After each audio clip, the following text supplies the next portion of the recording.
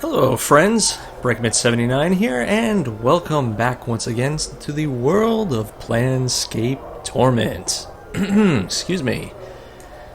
Let me unpause it. So in the last video we still got the hiccups. Gonna need to figure out a way to get rid of that. And soon. Oh, that is so annoying. You there. Maybe he can help me get rid of it. This older man is chewing on something, muttering softly to himself. After a moment, there is a crack as he crunches down on the object in his mouth, then swallows it. His bushy, brassy white eyebrows furrow for a moment, rise, then furrow again. Well, hello there. Without so much as looking at you, the man reaches into his tunic, pulls out a pussy-colored ball, regards it curiously for a moment, and then pops it in his mouth.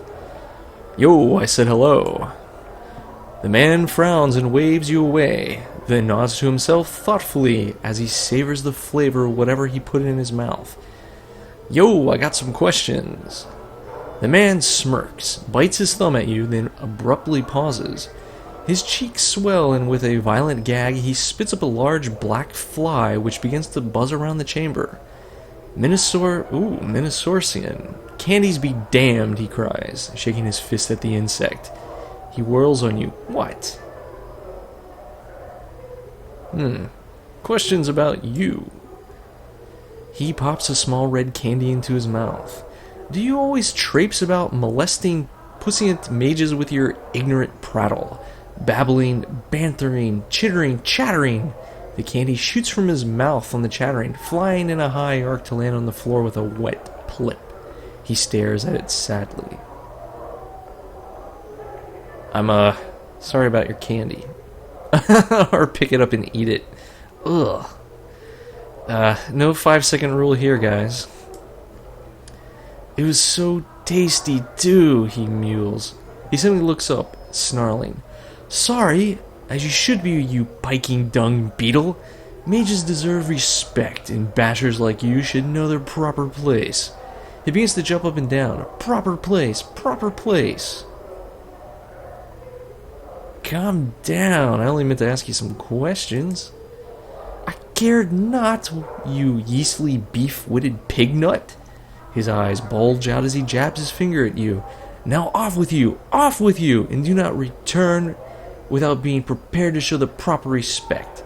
Come bearing a tribute, a gift. He suddenly draws close and whispers from the side of his mouth. Candies or chocolate would be nice, but nothing common, mind you. Bring something exotic. Now be gone. Fine. I'll look around the ward for something suitable then. Updated my journal. Better go find this guy some bloody candy now. All right.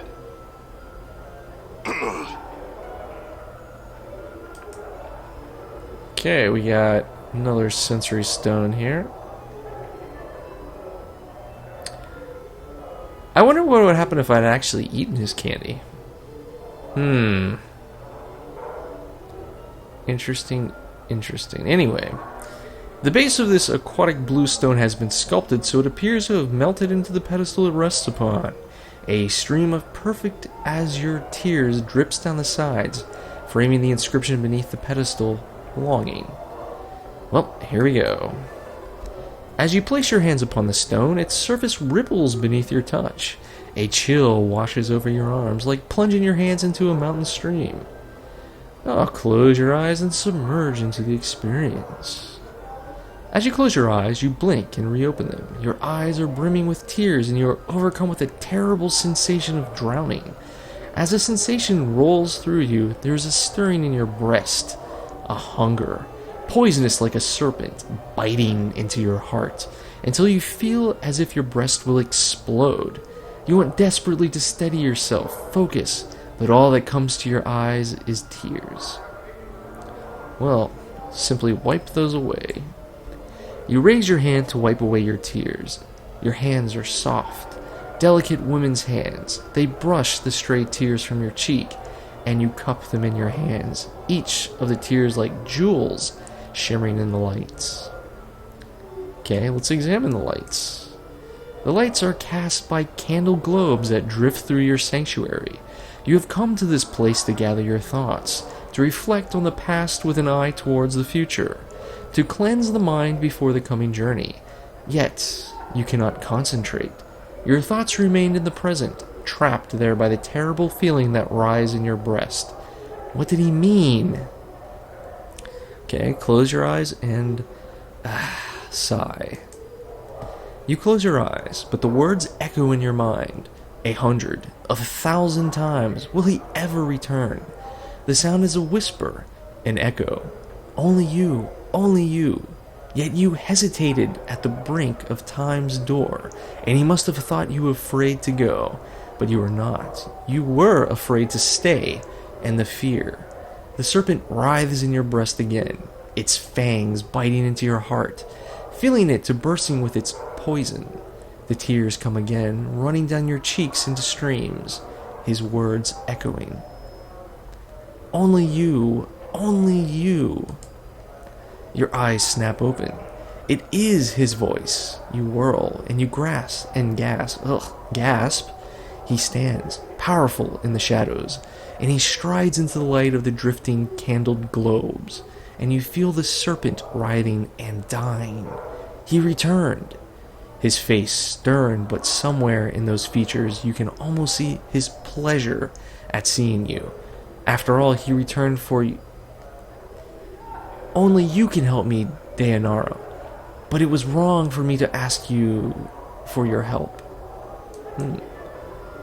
You speak, Dayanara, yet it is you, gray-skinned like a statue, striding from the light.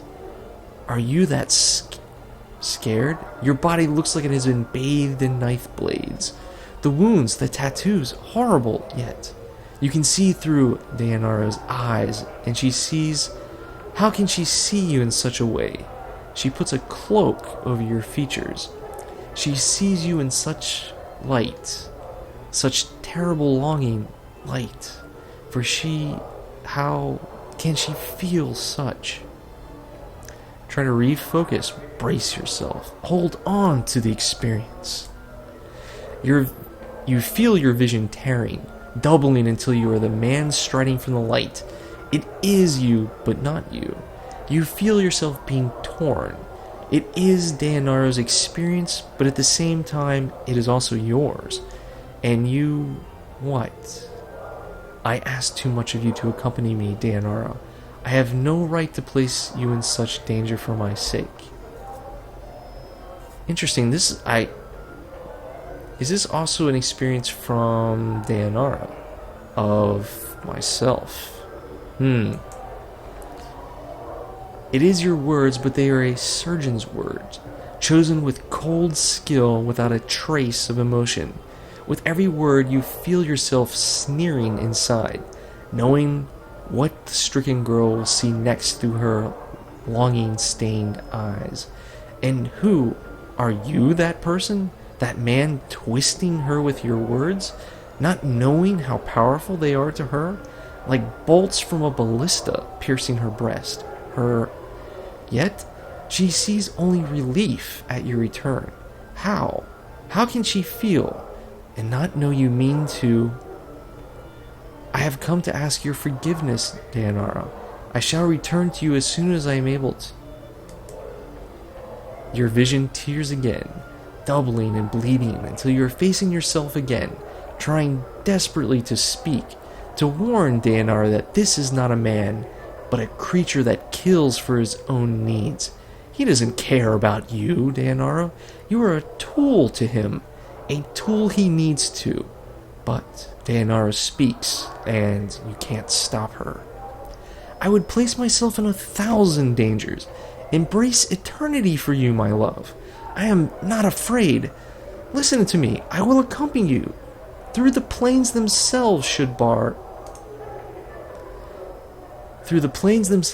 the way. You feel yourself shattering, relief and satisfaction. His satisfaction at her words, knowing she would say them, always knowing, and her admission of love is like the slamming of a portcullis across your heart. Trapped. She is yours. but you must be certain, so to drive the nail home. The way is dangerous. You will have to be strong, far stronger than you are now. Swimming through her mind, relief.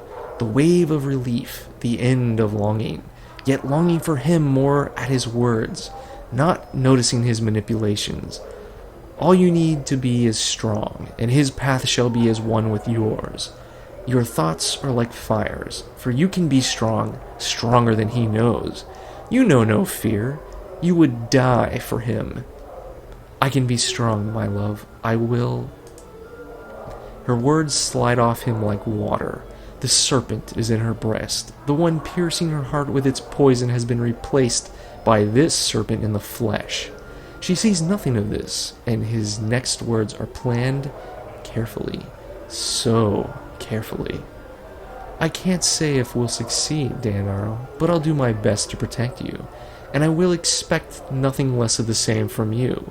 You may not be required to make some... or you may be required to make some sacrifices. At that final, terrible word, you feel yourself being torn apart. He means her harm. He means you harm. For you are her, and he means to hurt her. Yet you need her to be harmed, and you want to scream. Scream at her that she is in danger. Run! Run, Daenaro! For his eyes unmake all things, and...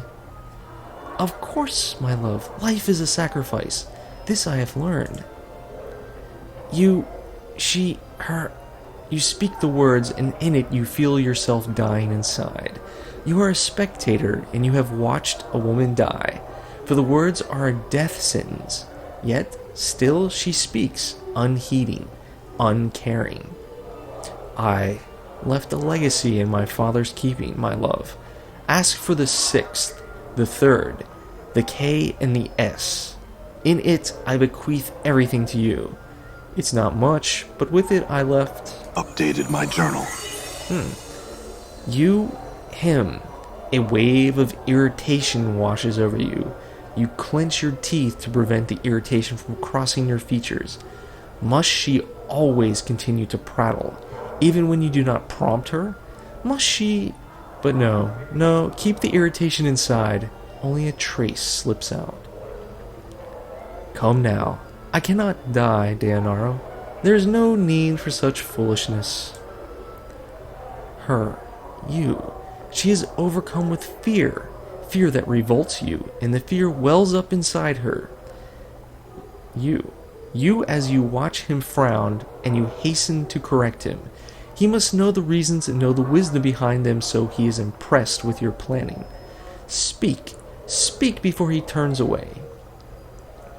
I know how I often act foolishly, my love, but you said yourself that you can forget things if you are badly hurt. There are things in the legacy that could help you remember should you forget yourself. Updated my journal. You coldly regard her through your eyes, tracing your gaze along her furrowed brow, wrinkled with worry, desperation. She has acted as you expected, yet there is something in what she says. Perhaps, yet I hope nothing in this legacy is of value. I do not want you to leave any things here in some safe that could be of some use on your journey. Her illusion is shattered, just for a moment. You watch, silent as the emotion falls to the ground, splintering like slivered glass. Of some use. Such a casual statement, yet even Daenaro sees, and you hope, just for a moment, you hope that she sees him for what he is, the serpent. The serpent! And your hope dies. As in Daenaro's eyes, the emotion is rebuilt. The slivers being drawn from the ground, the illusion rebuilt, but the slight sliver of pain remains. He thinks you have done something foolish, yet you did it for him. You must make amends, but how? You must convince him the legacy is unimportant, but it isn't, it's everything. The legacy, my love, it just has a few things to help you remember. The sky, the words, falls on Daenaro, so quick, so sharp, you cannot follow its arcing path. A legacy, the things you do, Daenaro, such romantic gestures, no matter. No, you, Daenaro, you have driven him away again, like you did the night before. You feel the serpent stirring again, reborn, curling around your heart. There is the softest of hisses, yet he does not hear. Would you wish to leave a legacy, my love, for yourself or for anyone you would want? It might help you remember if you left something for yourself or for the ones you loved. Oh, he's talking about the will that she leaves behind. The word sky falls again, terrible and swift, yet this time the illusion holds, and the serpent is cloaked. The serpent is cunning, and it shall not reveal itself until it strikes.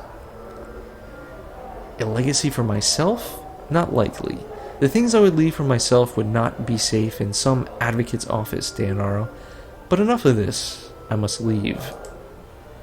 He is leaving. You must make him remain.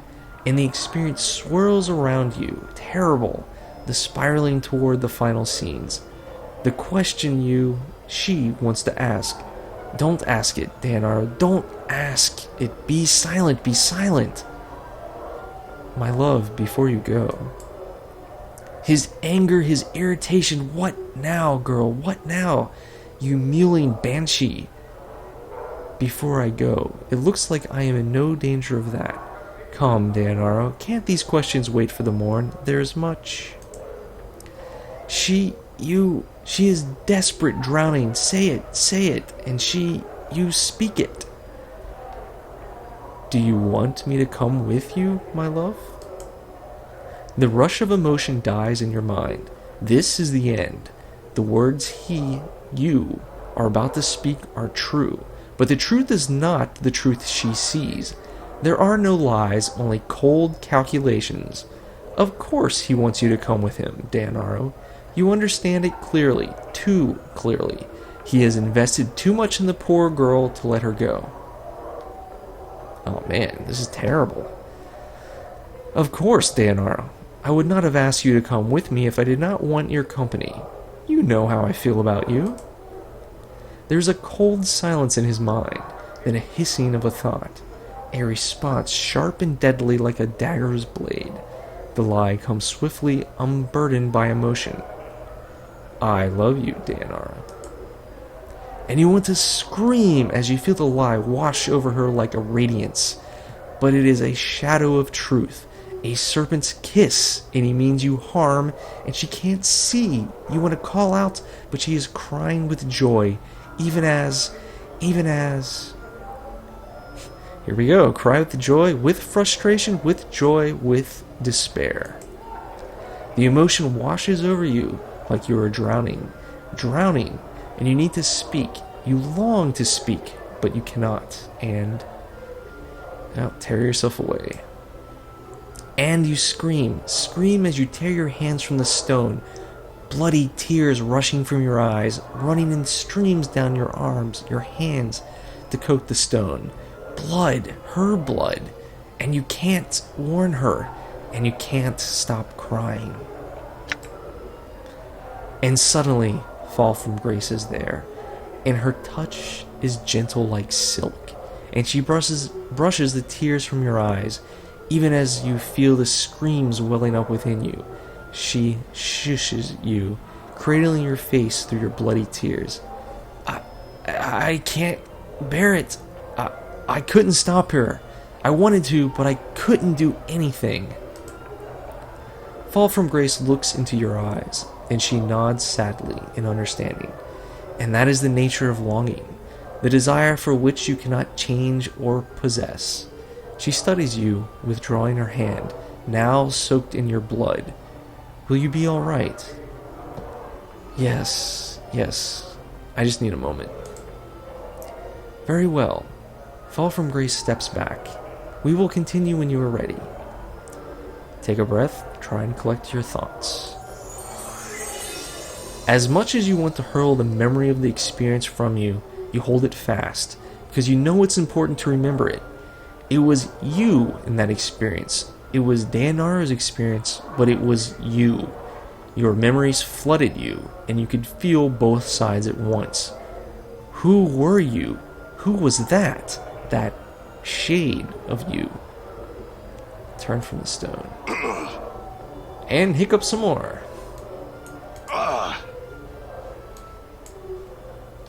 And there's one more down here. Alright. This sickly green stone is securely fastened to the pedestal it rests upon. The inscription beneath it reads, "The Messenger." Let us begin. As you touch the stone, its green exterior sharpens, clashing its brightness, becoming more than you can bear. So much so you close your eyes to shut it out.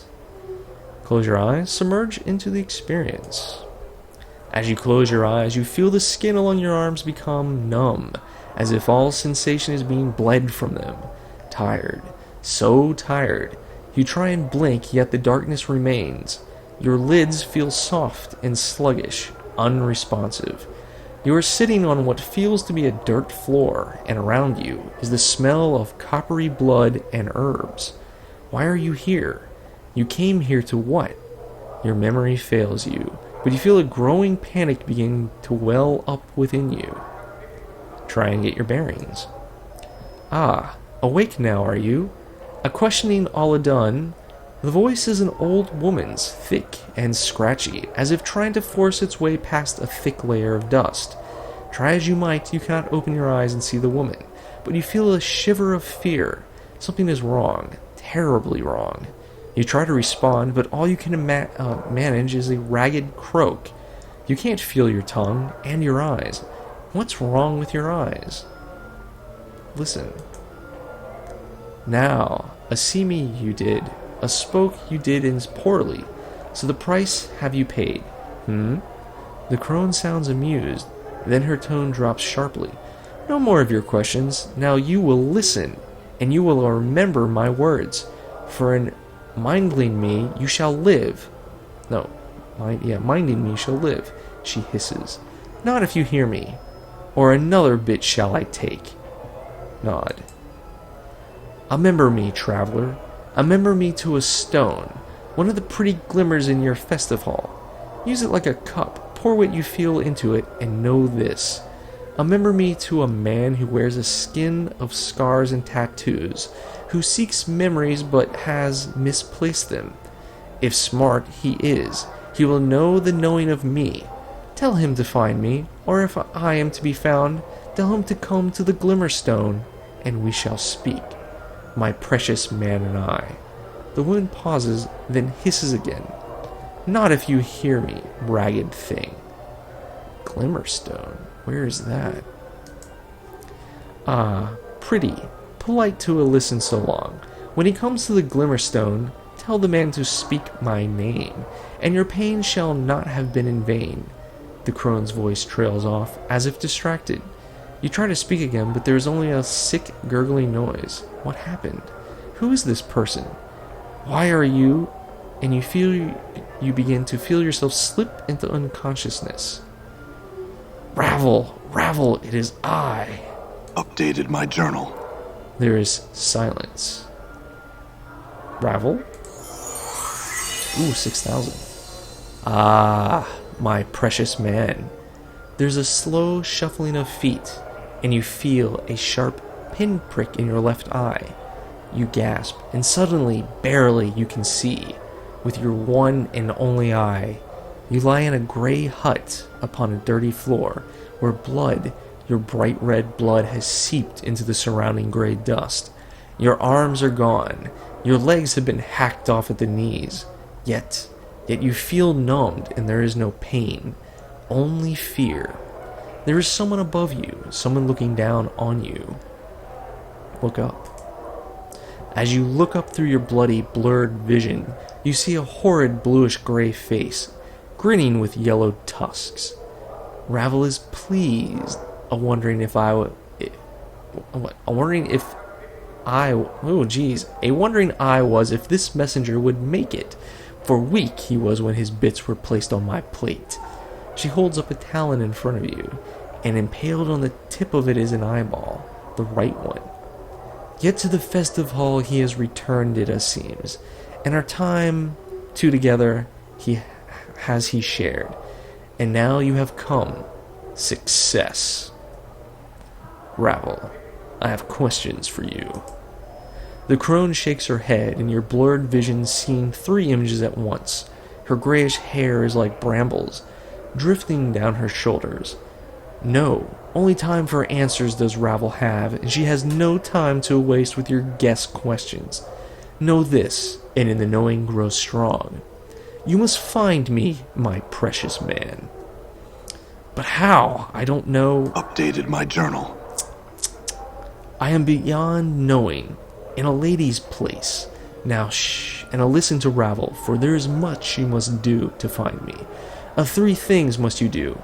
Find the door, know the key, then unlock the key. Door. The door is not a finished thing, at least when I last gazed upon it, But in the passing of time, perhaps now well wrought it is. Go to the place of forges and steel. Perhaps there you will find the door that makes one to me. What is the key you speak of? To know of the key, speak to one of the knowing ones. Many there are in the festive hall, many. Yet only one there who knows the knowing of what the key is that you need. Loosen his tongue, and many secrets shall spill forth. When you say unlock the key, what do you mean? A knowing the key is not enough, so Ravel thinks. Knowing it and unlocking it, 2 tasks that must be joined for times. A thing knows not its nature, but you are no stranger to that. Ravel cackles, a long, hideous cry that fills your ears with pain. Ravel, how am I talking to you? If this is someone else's experience, of stones and experiences in telling will Ravel do, but not the telling of how she speaks to you now. She speaks soothingly. Many are the branchings and twistings of Ravel, and many are her secrets. I need you, and I need you knowing of this. Interesting, alright. Well, it looks like our options are exhausted, so let's get out of here. Return. I will give you what help I can. Ravel gives a final smile, a horrible, yellow, fanged grin. A blackish tongue darts from her lips and lingers at the edge, teasing. But in the end, only the one question remains. What do you mean? Only one question, this I ask. Ravel's eyes blaze like fires, the red light turning her face blood red. What can change the nature of a man? Isn't that the question that got her thrown into the Lady of Pain's maze anyway? At the question, you feel a tremor pass through, like thunder, and you feel yourself burn. Let the experience go. Your vision clears until you are standing once again before the hideous green stone. It looks different than before, more horrid somehow. Shake it off, man. Perpetual hiccups. Okay, it looks like I have experienced all there is to see here. Definitely save that so I don't have to see that again.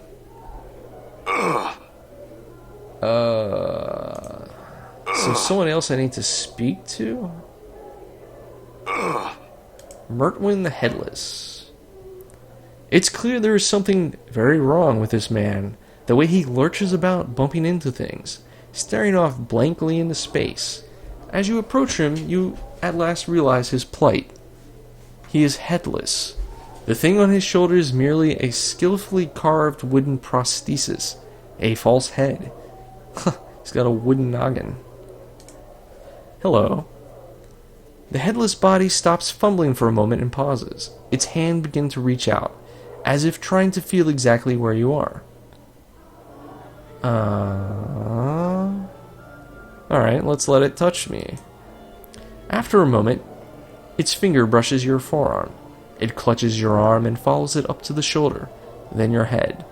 As it feels your face and head, its hands brush your neck, as if it were checking for something. Finally, it grabs your hand and shakes it vigorously in greeting. You notice that its skin is cold and slightly clammy. Can you understand me? The figure makes a series of hand motions, then waits for a response. It seems like it is asking a question. What? I don't understand. The headless body taps its foot for a moment, scratching at the chin of its prosthetic head. Suddenly it raises a finger as if it's struck by an idea. It points at you, then at the eyes of its wooden head, then at you again. It then indicates its wooden head with both hands, shrugs, and points at you. No. I haven't seen your head anywhere. The headless body shrugs, slumps a bit, and turns to amble off. Huh.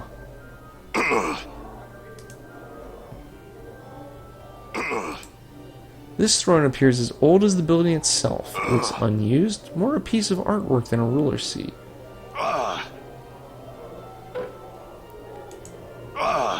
Could it be... Who do we need to talk to? Questions. Huh. Oh yeah, this could be useful. Is there a linguist or scholar here that could help me with the language in this dodecahedron? We know of one such man who might help you, Phenom. Where do I find him? Phenom is currently not lecturing here, so your best chance to find him would be at his home. Walk south of the fest hall entrance between Yavanna's gallery and the apothecary. Apothecary. You will see it on your right. A small, 5-sided home west of the curiosity shop. Oh, okay. I think we've been there. Jumbled murder sense cursed me. Could you or anyone you know of help me? Updated my journal. Oh. We would recommend that you speak to one known as Salabesh. If he is not within the fest hall at the moment, he will be in its immediate vicinity.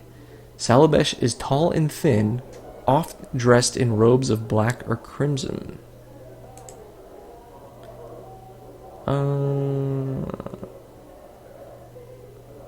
Okay. Salabesh. Wait, wasn't he the guy that was standing outside?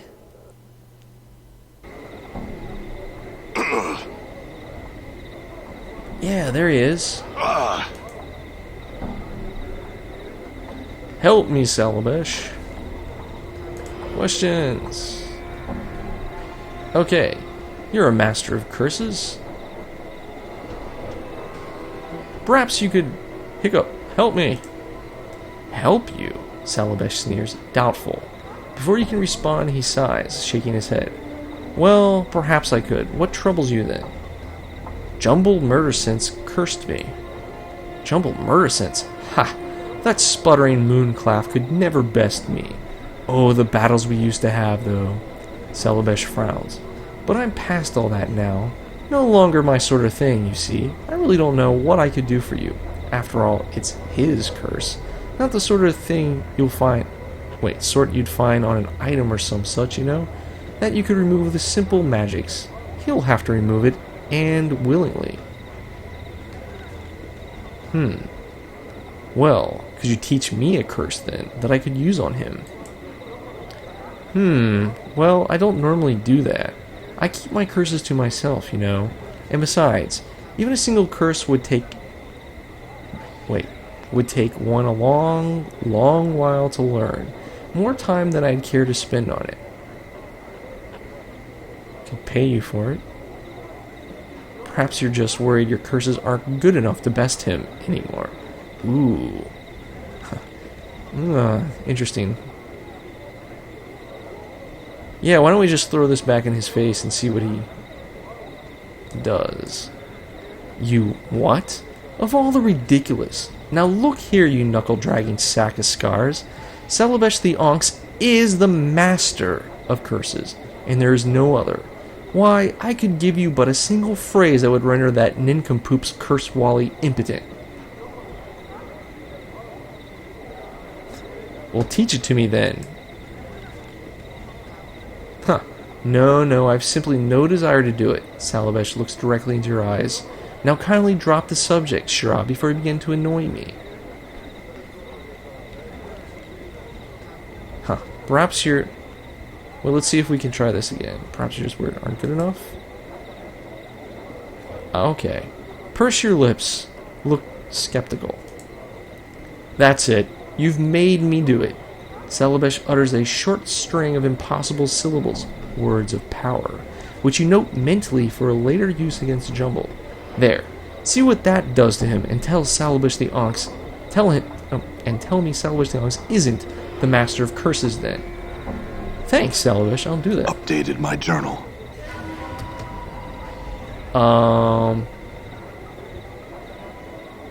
Why are these guys attacking me?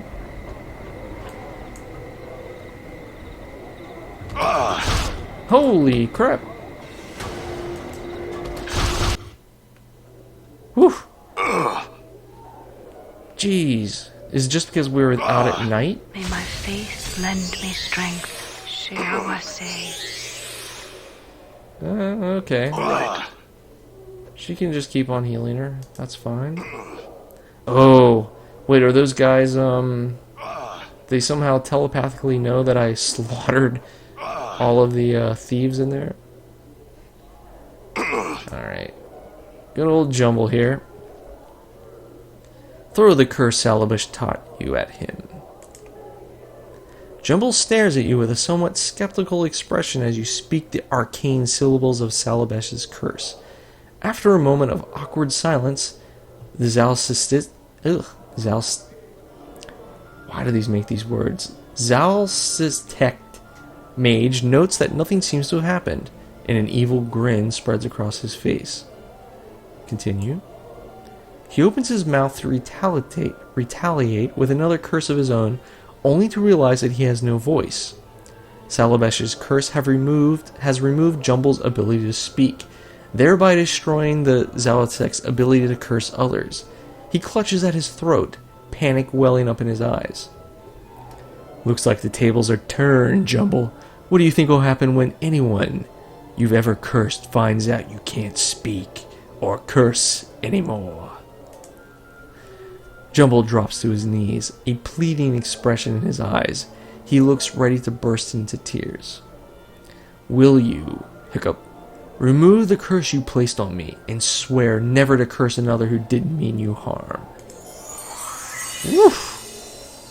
Jumble places his hands over his heart and nods vigorously. Very well, I'll remove the curse then. Updated my journal. Jumble sighs with relief as you remove Salabesh's curse from him. He in turn removes his own, and your hiccups finally stop. Thank God. He then bows humbly and casts his eyes to the floor. Farewell, you punk. Just be glad I didn't kill you when I had a chance. We're just gonna forget that. This door didn't exist. Alright. Okay, so we need to go...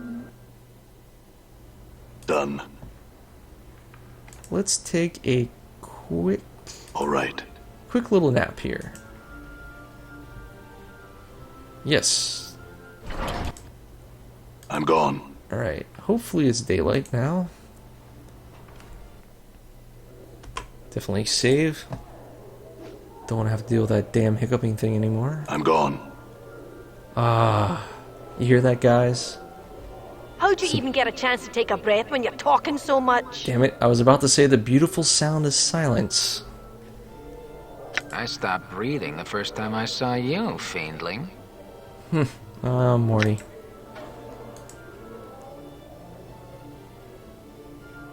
Alright, please be gone, guys. Okay, good. I'm gone. Dang it.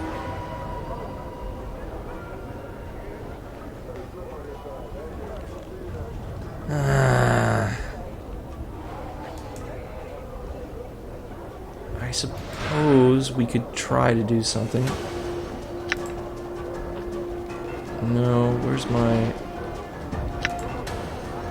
2-ball lightnings? Alright. Well, let's try it.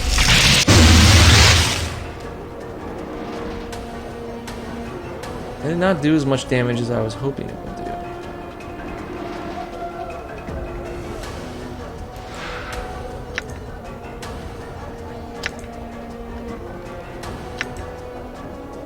Alright. I'm getting into a scrape. Dang, these guys are just getting ripped apart.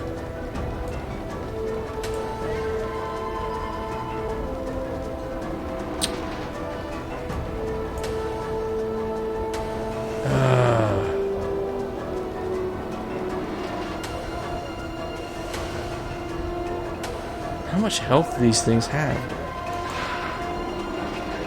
Port current action. Blood bridge. I mean, This is what I get Bull for getting crap. into a scrape.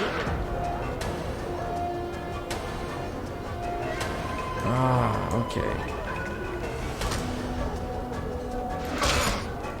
Ah, dang it.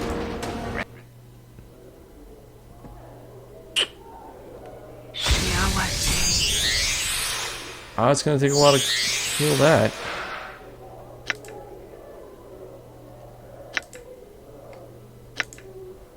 May my faith lend me strength. May my faith lend me strength. Shiawase. May my faith lend me strength. Shiawase.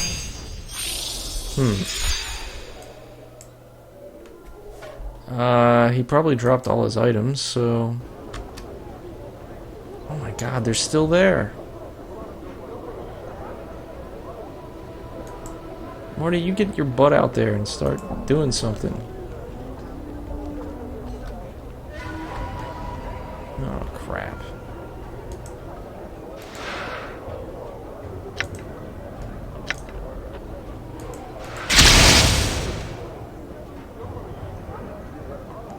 Oh, this...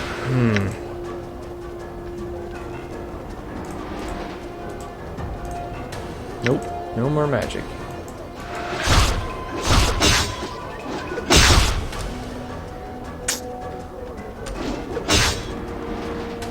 Are you guys, like, even attacking? This is what I get for getting into a scrape. Damn it. Anna! I'm hurt.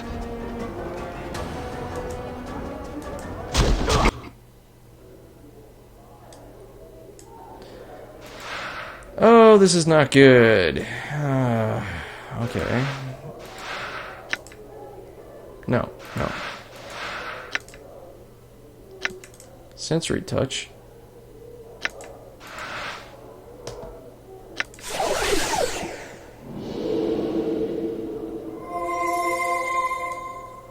All right.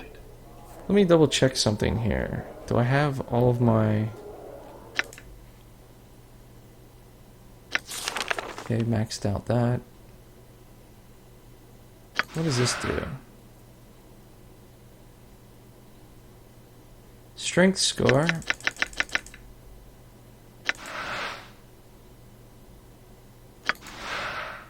$60 per level. Wow.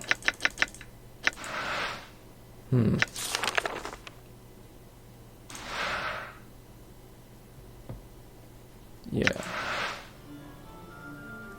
Axe of Torment.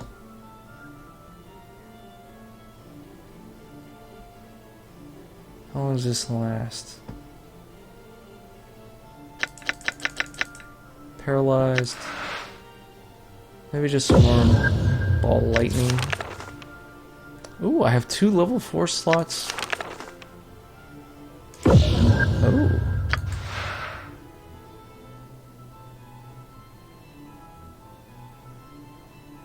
Now that could actually be useful.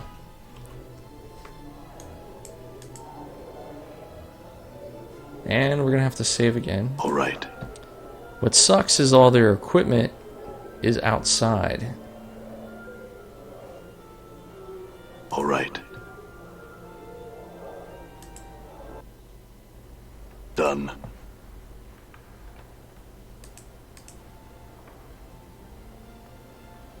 Alright. If Rest you need again. to go somewhere, Skull, don't let us keep you. I have a name, you know. I've several names for you. None of them fit for polite company. Done.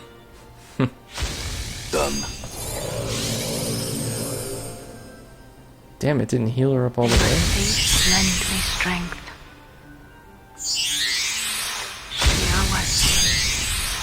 Suppose she's just gonna burn all of her, Aye?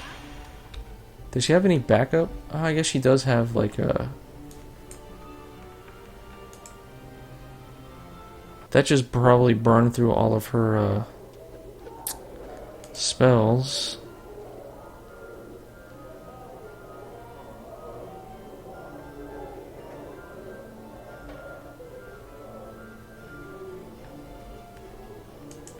Alright, let's...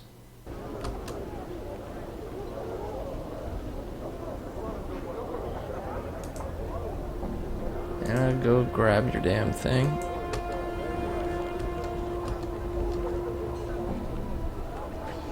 That's not hers. Why not? That's hers.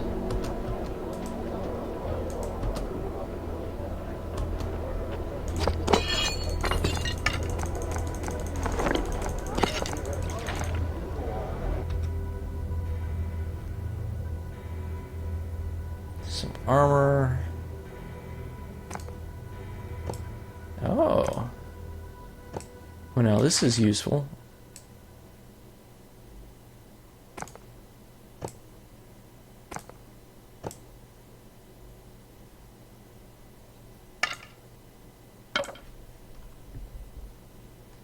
What did this thing do? Special +2 to strength.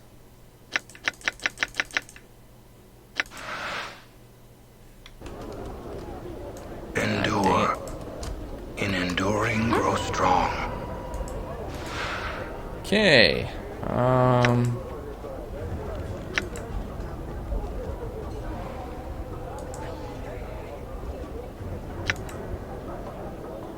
Oh yeah.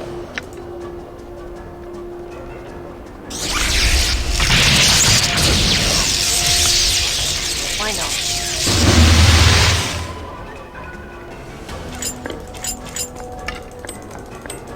Okay, let's grab all her stuff back. Okay, that's better.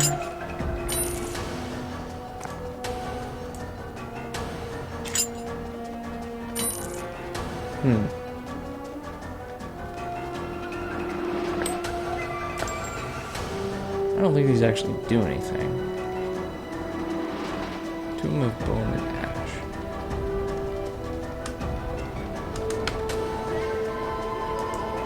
Where do you get your Sure, butt why down not? there? Ready.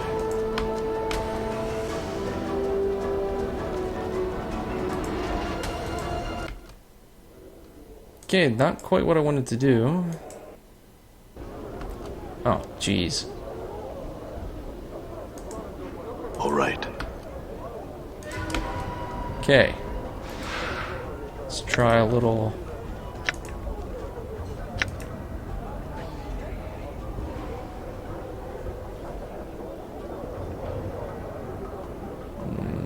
Yeah, you there.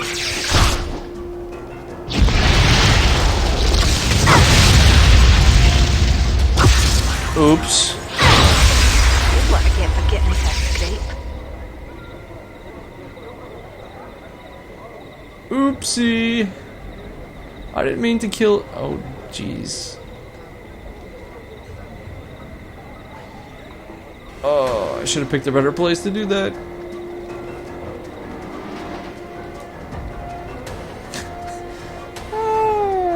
Oh, that's not good.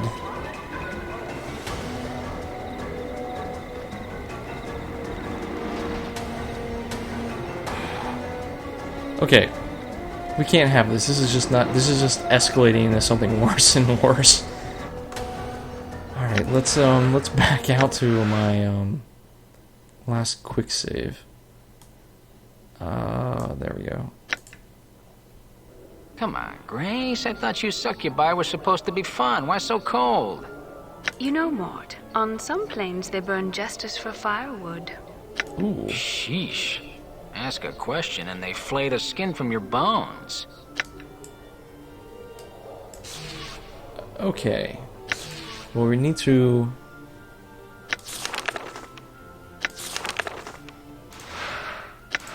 drop that. Okay. Quickly, guys. All right. So I'm thinking what I'm going to do is just run. Feeling worry. I have to ask, where did you get that accent? Accent? What are you on about? Never mind.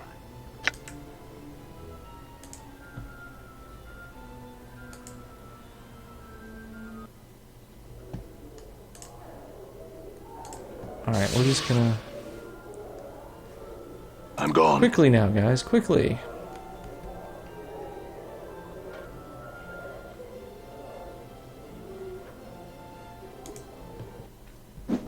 I'm gone. Alright. Alright. So, Curiosity Shop. That was here. So, over here. Go run, guys. Done. I am wounded. It's like we need to, at least, if we're going to use that attack, get to... Rest easy, Dakon. Well, that sucks.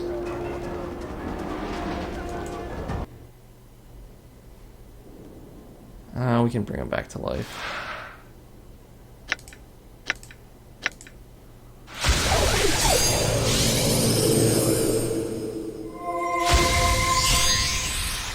Shiawase, may my faith lend me strength. Okay. Choosing to grace my home once more, have you? What is it you wish of me this time? More questions. I would have you know that I am a scholar and a linguist, sir.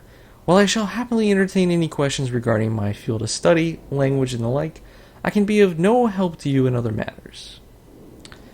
Unfold the dodecahedron to a page with writing on it and ask if he can translate it. He takes the unfolded dodecahedron in his hands and examines it closely. This language is a long dead one, known to virtually no one. I believe my father, a linguist like myself, knew this language, and may well have been the only man in Sigil at the time that could understand it. I recognize it from his notes, but I cannot translate it. Do you have those notes still? Phenom shakes his head. They'll be of no use to you if you're looking to translate anything, and the few actual books he had pertaining to that language disappeared around the time of his murder, I believe.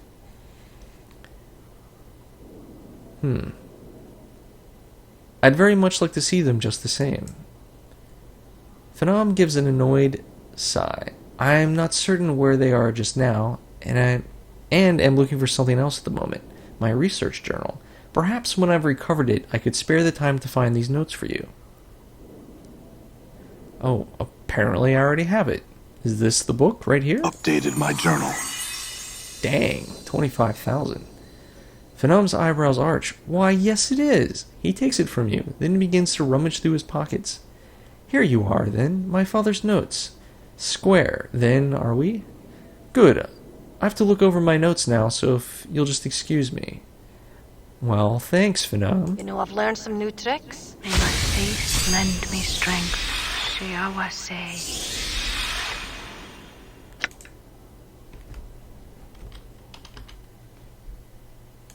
Let's see, just in case I've missed any levels up. Okay. 4 hit points. Ah. Detect traps.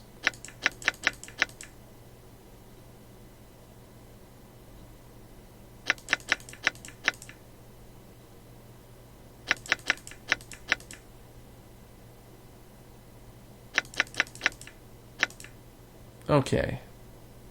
That looks good. Anyone else?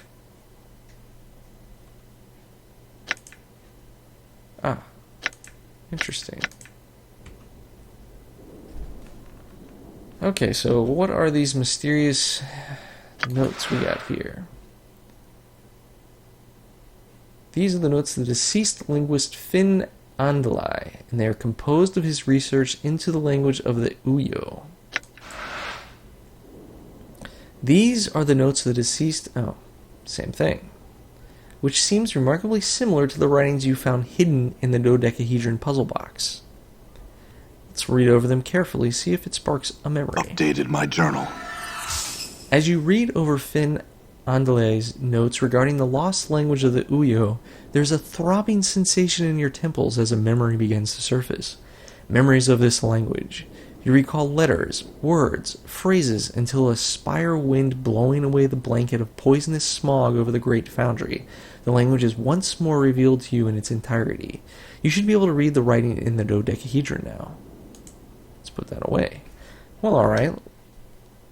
What we got in here? Let's unfold it. Oh. You heft the coal gray dodecahedron up to examine it carefully. Now, aware of the various deadly traps it holds for the incautious user and how to avoid them entirely, having learned to read the dead language of the Uyo, you'll at last be able to decipher its contents.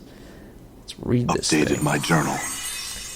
The tablet turns out to be a journal of sorts, one kept by some prior incarnation of yourself, it would seem, and not an altogether sane one either. There are only a handful of completely coherent sections.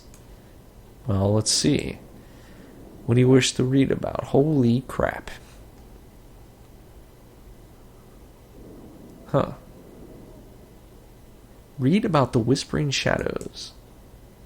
The whispers are not the shadows moving. They are speaking, plotting, talking to each other. I can understand some of what they say. Huh, okay. Female ghost. The book tells me some things, whispering things. It tells me to avoid the ghost girl. Avoid her. I don't need to know her, and she torments me. I guess they're talking about Deonara there. Best guess, anyway. Seems logical. Read about hiding something within your own body. I believe we already know that, but I'll read it anyway. And so I swallowed it, hoping it'd catch in my bowels. I can make someone remove it when I need to, which we already did. Paranoid ranting. I have learned that my life is not my own. I will not allow you to have my life. You will have to pull my life from my broken body if you want it. It's you who will die. If I cannot have it, neither will you. You are responsible for this treason of flesh. You will not live to live my life. Read about the accursed tattoos. The accursed tattoos will not leave my skin. I have tried to burn them off of my skin. Failed. I try to cloak myself, but I always feel that people are reading my flesh, reading me like a book. Whenever they look at me, I want to tear their eyes out, pluck them from their sockets, and crush them beneath my heel. Dreams unravel. I used the goblet of Samir to force a waking dream. I saw a hag. She tempted me, threatened me with the shadows. I have never seen her, but she came when I dreamt. I must not dream again. I must always be aware. I destroyed the goblet. She says she is someone of power, and that she will have me, will find me. Get away, hag. Stay far from me. Leave me in peace. I want nothing to do with you. Continue reading this portion. Her voice reeked of evil's talons like spiders. They burrowed into my gray matter, and I needed her out of my mind. Out, hag. She was a myth, a fairy tale, who alone challenged the Lady of Pain. How can one fight someone who is a myth? I don't have the weapons. I need weapons that will kill her, should she find me. I need a strategy so she cannot defeat me when she comes for me. I must devise and think. I shall beat her. Danger of names. Fear names. Names have power and identity. Names can be used as weapons by others. They are a hook that can be used to track you, find you, hunt you across the plains. Remain nameless, and you shall be safe. Ah, interesting. Okay. Killing in the fest hall. Well, we know all about the killing. I went to the fest hall looking for the path of my false self in its halls.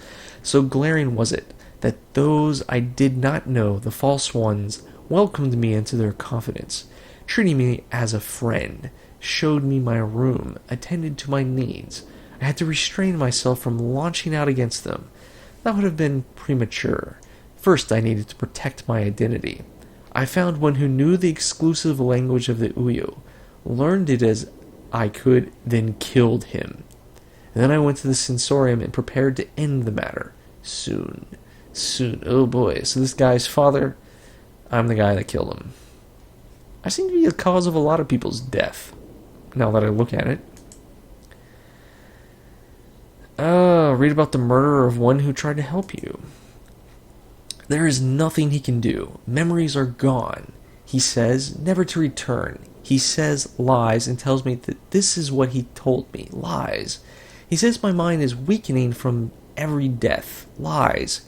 He sat there, betraying my confidence with every turn. He says that only after 3 more deaths, 3 more lives, will I gain the benefit of keeping my memories. But that I, myself, I will die when I die. Die. How can one be immortal and still die? He could not answer, so he was of no use. I butchered him so that no other incarnation will ever benefit from his uselessness. Ooh, is this Morty that they're talking about? Did I chop that poor guy up? Oh, what is this? Read a cryptic answer from an unknown source.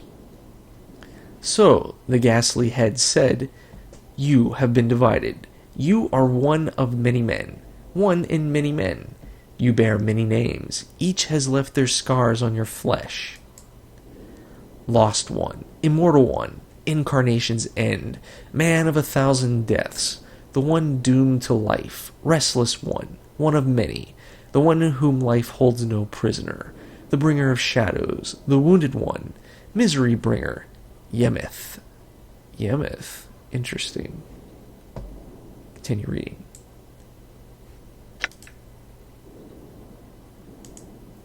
You are the slivered glass that has cracked and the pieces scattered across history. Only one piece is of import.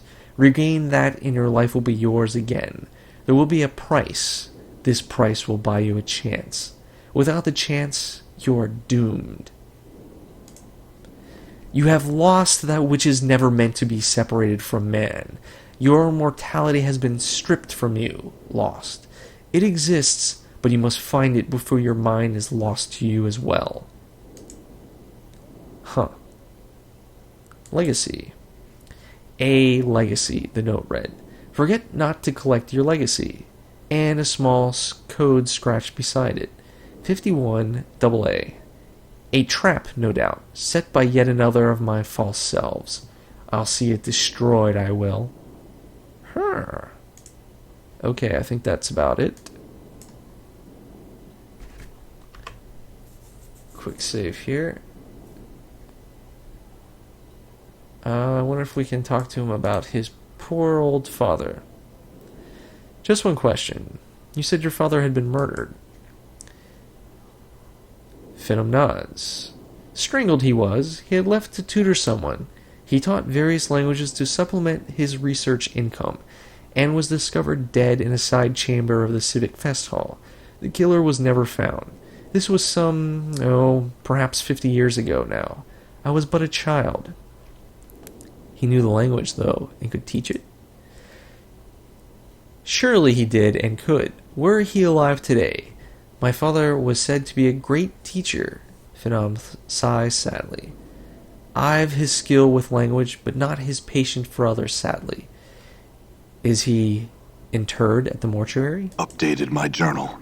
Why, no. His ashes are kept there. He points to a bronze urn sitting atop a cabinet beside a bouquet of purple flowers. Why? A wry smile crosses Finham's lip. A necroscope, are you? Speak with the dead? He suddenly frowns. I have no wish to speak of these things any longer. You'll have to excuse me, sir. Farewell. Well, farewell. Huh. There is an urn atop the small cabinet, full of ashes and charred bits of bone. Etched in the base of the urn are the words, Fin Andale, beloved husband, father, and scholar of 100 languages. Well, let's use the stories Bones tells on the remains. The ashes seem to stir faintly as if moved by your breath. A faraway voice whispers up from within the urn. Why have I been summoned to these ashes, cold and gray as the heart of a hag? To answer some questions, spirit. Ask then so that I might return to my most quiet thoughts. Who were you? I was Finn, a linguist and scholar. I was murdered by a student of mine. Murdered so that I could not teach another language that I taught him, the tongue of the Uyo. It was one of the rarest in the multiverse. I knew of none who spoke it, save myself and that one damnable murderer student. Well, nothing I can do for you, buddy. Done. Oh, nothing in there. Okay, quick save.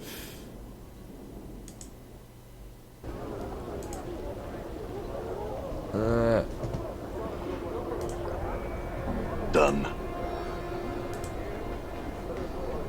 Okay, if those guys assault me, maybe... Nothing? Nobody?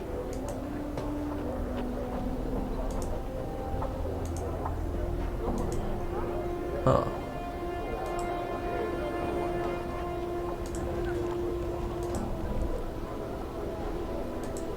Great. Now we need to find poor Dakon's... What? They're not...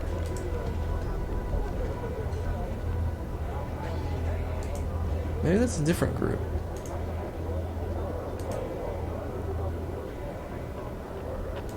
Dakon, old buddy, we need to find...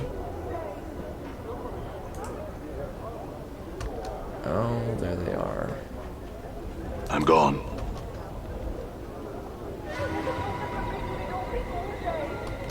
Alright, let's...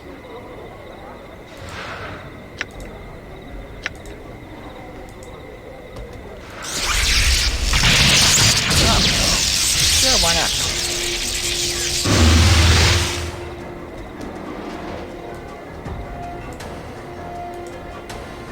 Endure. In enduring, grow strong. Okay, let's keep it to the,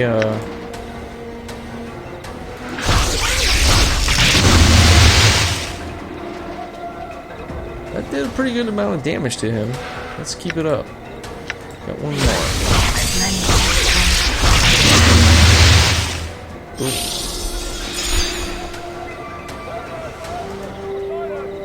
What do we got here?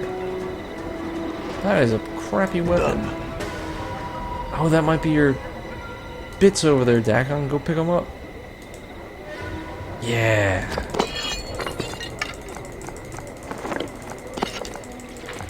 Okay. Okay. Hostile creatures.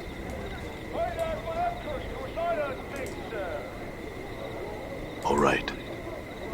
I'm gone. I don't see anybody else. Let's just sneak back in here. There we go. And here, guys, I think I'm going to end this episode. Next time, I hope we're going to... If I can speak my thoughts, I hope we're not going to keep running into those soldiers every single time I walk through this part. So, what did we need to do? There's someone else we need to talk to here, don't we? To find out how to meet up with Ravel. And, of course, there's all the women at the bordello, or whatever the hell you want to call that place. So we gotta deal with that. Anyway, that's for another time. And I will see you then. Thanks for watching, guys. Bye-bye.